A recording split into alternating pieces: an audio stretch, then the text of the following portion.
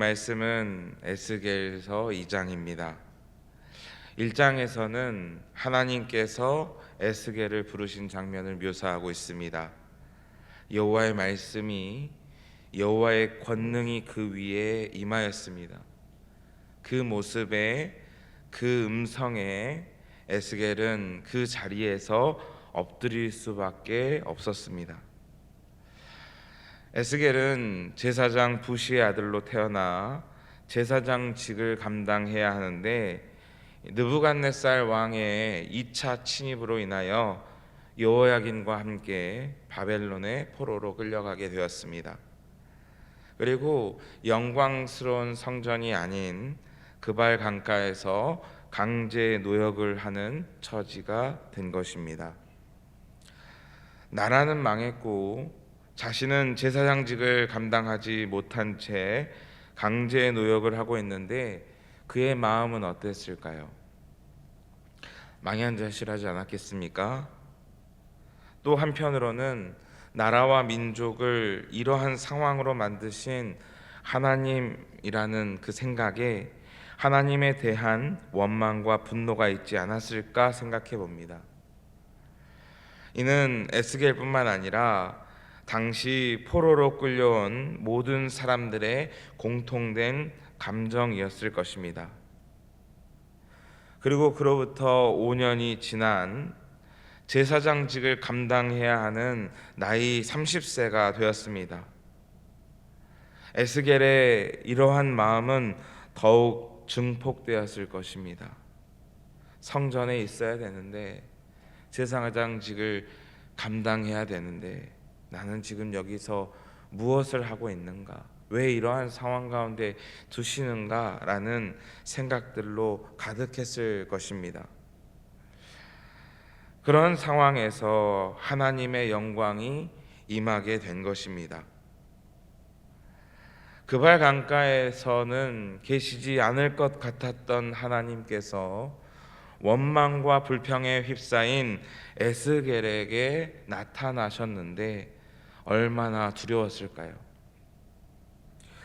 여러분, 혹시 다른 사람을 험담하다가 걸려보신 적이 있으십니까? 저는 당해봤습니다. 제가 전도사 시절 때 사역을 마치고 교사실에 들어갔는데, 이 선생님 두 분이 출입구 쪽을 등지고 일을 하시면서 대화를 하고 계시더라고요. 그런데 제가 들어온지도 모르고 신나게 제 험담을 하고 계시더라고요. 제가 느리다느니, 사역을 잘 모른다느니, 20대인데 많이 부족했겠죠. 그런 이야기들을 몇 마디 나누시다가 느낌이 쎄했는지 출입구 쪽을 보시더니 저랑 눈이 딱 마주쳤습니다. 저는 잘못한 거라고는 그 시간에 들어가서 들은 것밖에 없는데, 굉장히 큰 잘못을 한 것 같아서 미안한 마음이 들었습니다. 그때 저를 바라보시는 그 눈빛을 아직도 잊을 수 없이 굉장히 생생합니다. 자녀보다 어린 전도사님, 또 느리고 서툰 전도사의 사역 이야기를 하다가 걸렸는데도 그렇게 당황스럽고 미안한 일인데, 하물며 전지전능하신 영광의 하나님의 현현 앞에 얼마나 두렵고 당황스러웠을까요? 오늘 이렇게 천사 찬양대처럼 찬양하다가 주님 만난 게 아니잖아요. 그발 강가에서 아이고 내 팔자야, 내가 뭐 하나, 하나님 뭐 하시나 원망 불평하는 그 순간에 주님의 영광을 목도했을 때에 에스겔은 얼마나 두렵고 당황스러웠을까요? 어쩌면 에스겔은 이제 나는 정말 죽었구나 하는 생각이 들었을 것입니다. 성경을 보면 많은 인물들이 하나님과 대면하면 기쁘고 반갑기보다는 다 이와 같은 마음이었습니다. 부정하고 죄 많은 인간이 거룩하신 하나님을 뵐 때 이제 나는 죽었구나 생각 외에는 들지 않는 것입니다. 에스겔도 그렇게 두려워하는데, 그의 두려움과 달리 하나님께서는 그를 부르시고 그에게 사명을 부여하십니다. 1절입니다. 그가 내게 이르시되 인자야 내 발로 일어서라 내가 내게 말하리라 하시며, 또 3절 4절입니다. 내게 이르시되 인자야 내가 너를 이스라엘 자손 곧 패역한 백성 나를 배반하는 자에게 보내노라. 그들과 그 조상들이 내게 범죄하여 오늘까지 이르렀나니 이 자손은 얼굴이 뻔뻔하고 마음이 굳은 자니라. 내가 너를 그들에게 보내노니 너는 그들에게 이르기를 주 여호와의 말씀이 이러하시다 하라라고 말씀합니다. 쓰임 받을 거라고 생각하지 못했던 에스겔, 하나님의 영광 앞에 이제 나는 죽겠구나라고 생각하던 그 에스겔이 하나님의 부르심과 사명 앞에 얼마나 놀랍고도 또 기뻤을까요?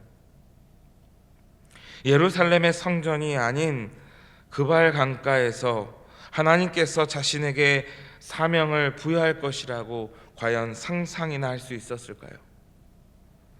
그런데 하나님께서는 주저앉아 있던 에스겔을 일으키시고 그에게 사명을 부여해 주셨습니다. 여러분, 지금 여러분은 어디에 계십니까? 화려한 예루살렘 성전에서 제사장직을 멋있게 감당하는 것과 같은 기분으로 하루하루를 살아가고 있는 분들도 계시겠지만, 또 한편으로는 그발 강가에서 망연자실한 채 앉아있는 에스겔과 같은 상황에 처해 있는 분들도 계시리라 생각됩니다. 왜 나에게 이런 아픔이 찾아왔는지, 왜 아무것도 할 수 없는 상황 가운데 처하게 하시는지, 그런 생각들로, 그런 의문들로 오늘도 어떤 기대보다도 그런 망연자실한 마음으로 이 자리에 이 아침에 오신 분들이 계실 것입니다. 그런데 놀라운 것은 주님께서는 그곳에도 계시다는 것입니다. 감히 계실 것이라고 상상할 수 없는 우리의 삶의 현장에서 나와 함께하고 계신다는 것입니다.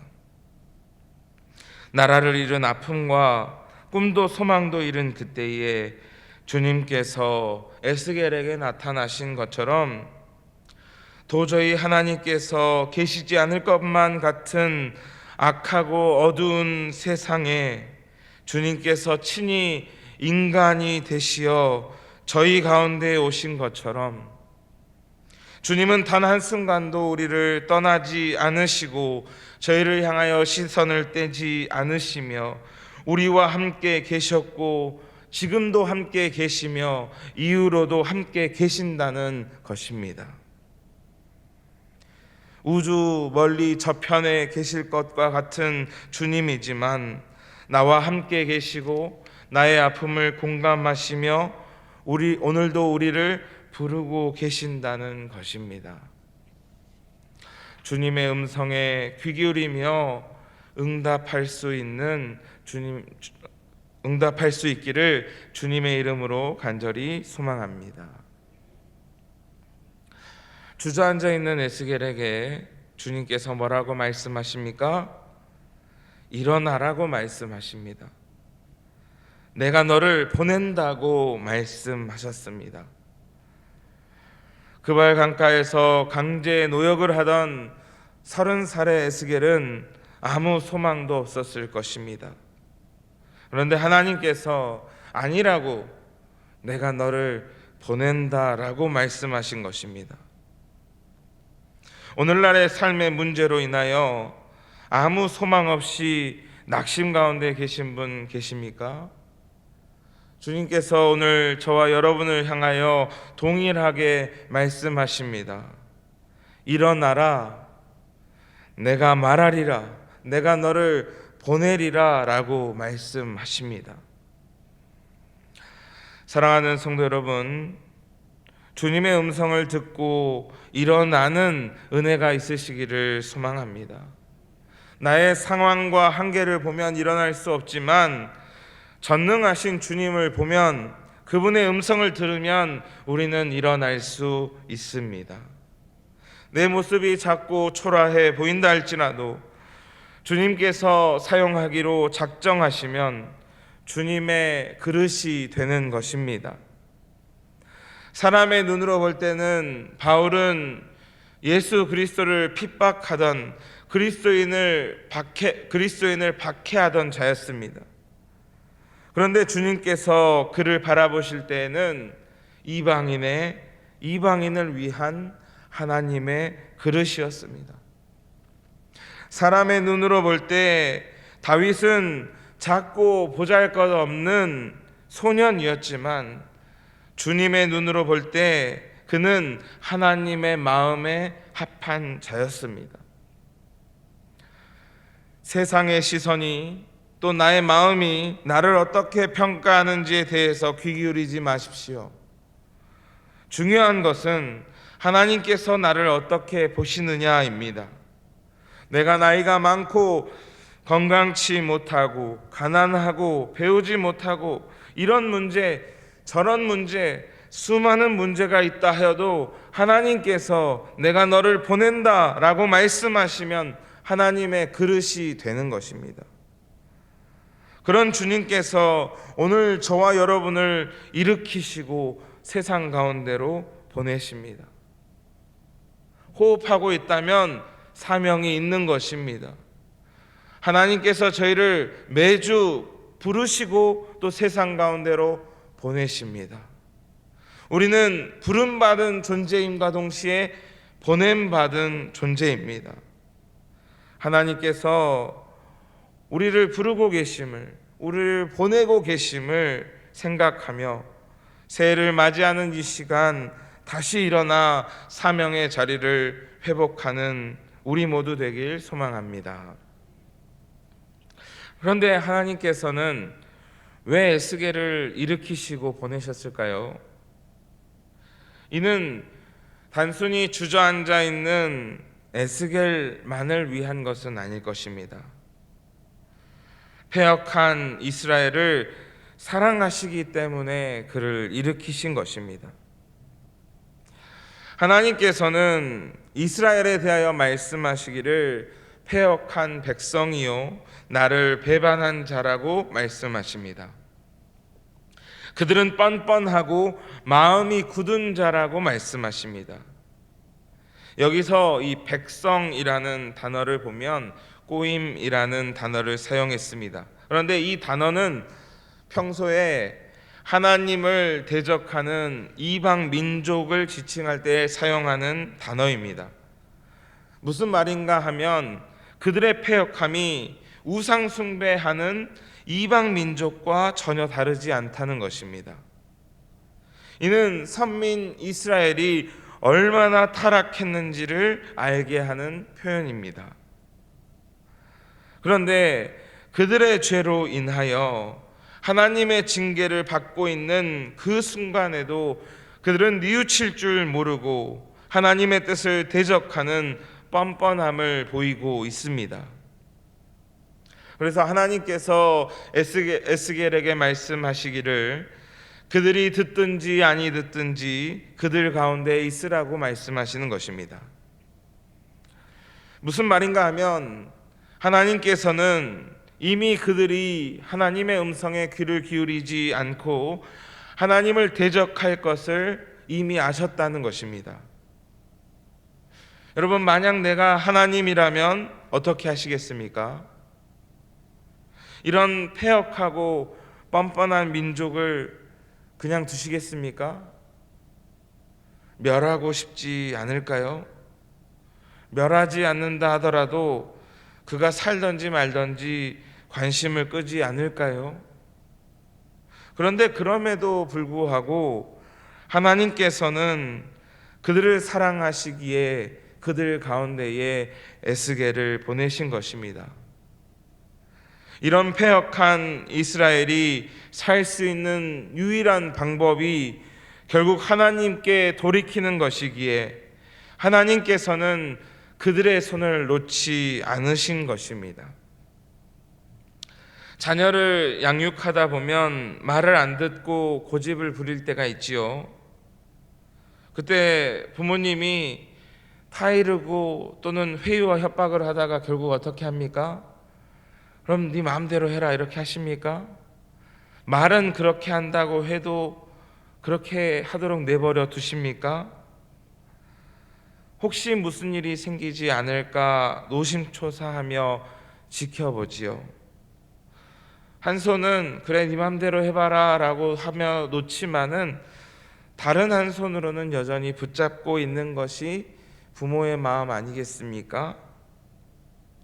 그런데 부모의 사랑과 비교할 수 없는 사랑을 보이시는 하나님께서 남의 자식보다 못한 패역한 이스라엘 민족임에도 불구하고 끝까지 사랑하여 주셔서 에스겔을 부르신 것입니다.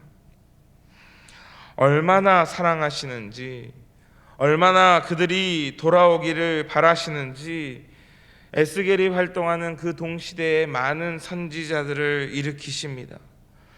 제발 깨달으라고, 돌아오라고 말입니다. 에스겔서를 묵상할 때 한량없으신 하나님의 사랑을 발견할 수 있기를 소망합니다. 그런데 그 신실하신 하나님께서 오늘날에도 여전히 저희를 그렇게 사랑하신다는 것입니다. 주님의 사랑은 변함이 없으시다는 것입니다. 또 그 사랑은 저희를 향해 있기도 하지만 교회 밖 세상에 있는 저들을 향해서도 동일하게 그들을 사랑하신다는 것입니다. 여러분, 나 한 사람, 우리 한 가정 부름받고 구원받는 것으로 만족하시겠습니까? 그러면 다행입니까? 하나님의 시선은 나뿐만이 아니라 패역한 저들에게도 향해 있으시다는 것입니다. 저들의 패역함을 보시고 당연히 지옥으로 갈 자들이라고 여기지 않으시고 저들에게 누군가가 가서 그 사랑을 전하기를 원하고 계신다는 것입니다. 그래서 우리가 앞서 부르심을 받은 것입니다. 그리고 우리가 매일 매 순간마다 보내심을 받는 것입니다. 하나님의 사랑을 깨달아 세상 가운데 그 사랑을 전할 수 있는 우리 모두 되시기를 간절히 소망합니다. 그런데 에스겔이 무슨 재주로 그들에게 하나님의 사랑을 전할 수 있을까요? 하나님께서는 왜 이 어려운 일을 에스겔에게 맡기셨을까요?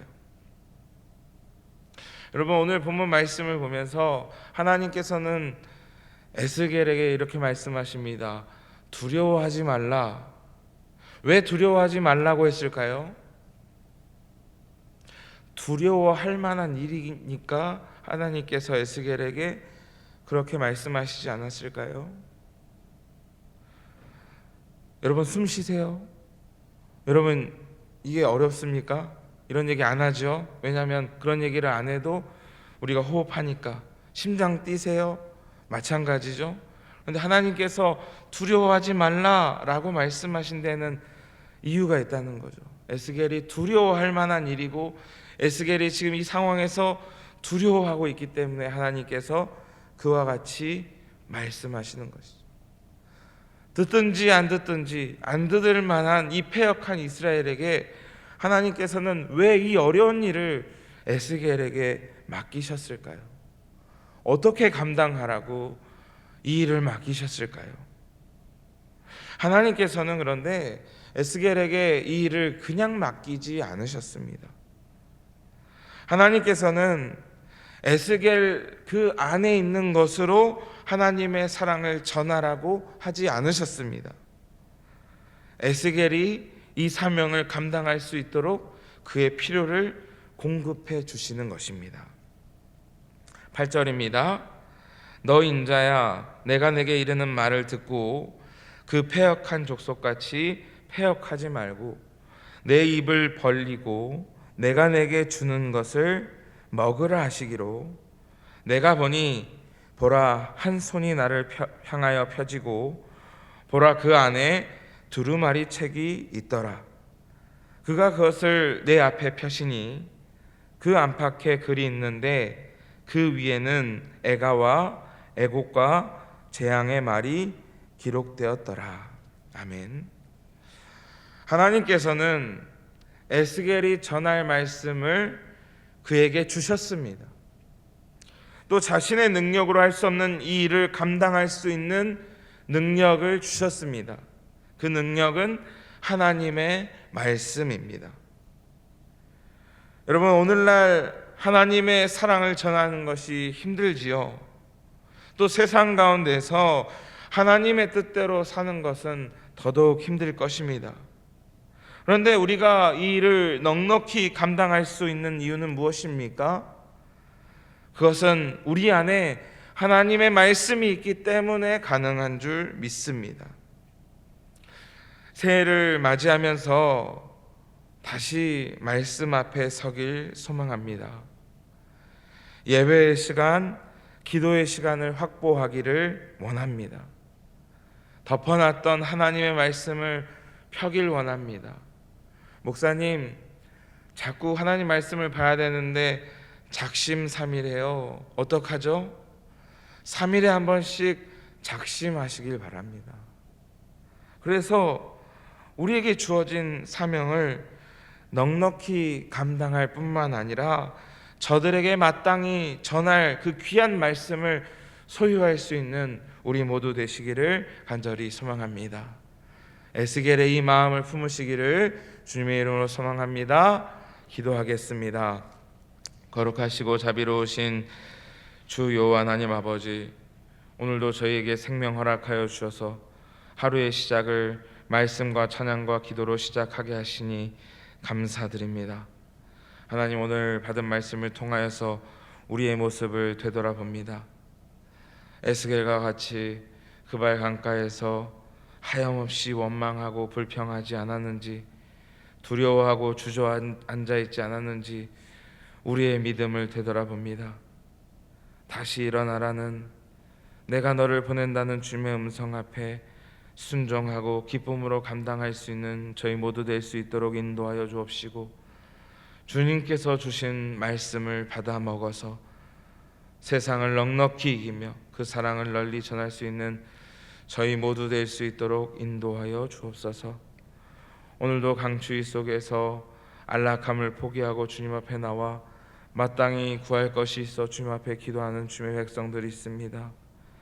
삶의 문제 앞에 낙심하고 주저앉아 있는 주님의 백성들을 위로하여 주시고 하루속히 그의 기도에 응답하여 주셔서 하나님의 뜻이 하늘에서와 같이 이 땅과 우리의 삶에 이루어지는 것을 목도할 수 있는 귀한 은혜를 허락하여 주시옵소서. 저희의 작은 삶을 통하여서 하나님 영광 나타내며 이 땅에 죽어가는 수많은 영혼들 주님께로 돌이킬 수 있도록 저희들을 들어 사용하여 주시옵소서. 오늘도 함께 기도하고 예배드리기를 원하나 육신의 약함으로 마음의 염려로 주님 앞에 나오지 못하는 주님의 백성들이 있습니다. 하나님 긍휼히 여겨 주셔서 치유의 광선을 비추시고 피 묻은 손으로 안수하여 주셔서 모든 질병들 떠나가고 모든 염려들, 근심 걱정들 소멸될 수 있도록 주님 역사하여 주시옵소서. 하나님, 이 시간 또한 마음의 소원을 담아서 주님 앞에 귀한 예물 올려드린 손길이 있습니다.